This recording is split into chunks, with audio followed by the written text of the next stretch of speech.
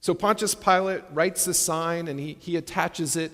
And my mind thinks, out of everything about Golgotha, because it was absolutely humiliation. They stripped Jesus, they beat Jesus, they flogged Jesus, they bled him out, they made fun of him, they spat on him, they pulled out his beard. Everything they could to make fun of this good man and to humiliate him. And yet, there was one thing that gave him dignity on his cross. And it was the true words of Pontius Pilate. The true words of who Jesus really is. In the Gospel of John, we often talk about the structure of the Gospel of John is all organized around signs. There's 8 signs that happen, or miracles that Jesus does. There's 7 miracles that lead up to his death, and then there's one last sign that he does with the miraculous catch in the last chapter of John, where the disciples are pulling in that 153 fish. So these 8 signs are really important because they do 2 things. Number 1, they show who Jesus cares about, who he's willing to heal, who he's willing to love, who he's willing to forgive.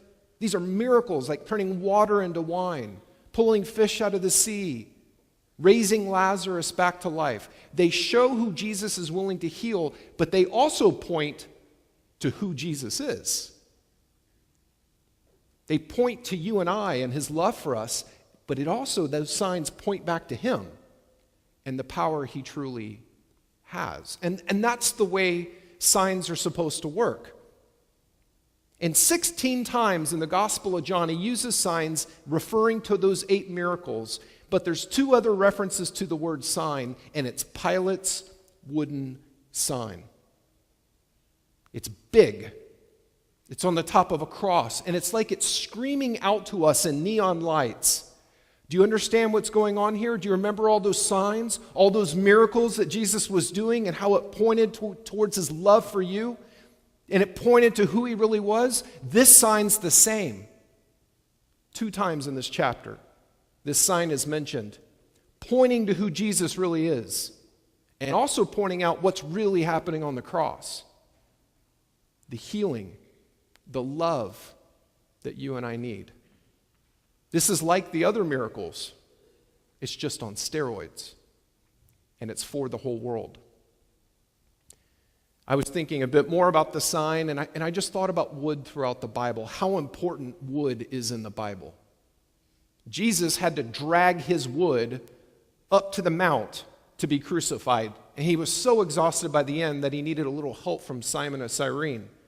Is there anybody else in the Bible who had to drag wood on his back so that somebody could kill him?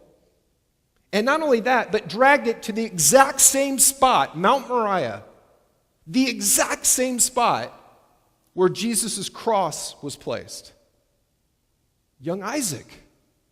See, we miss that about the story. We miss the location. That exactly where Isaac was with his wood on his back is exactly the spot where Jesus was with the wood on his back. Is it important to mention that Jesus carried the cross? No, unless you know the story of Isaac. And then you say, wait a minute. The story of God, it just keeps coming back. Jesus is fulfilling something in a better way.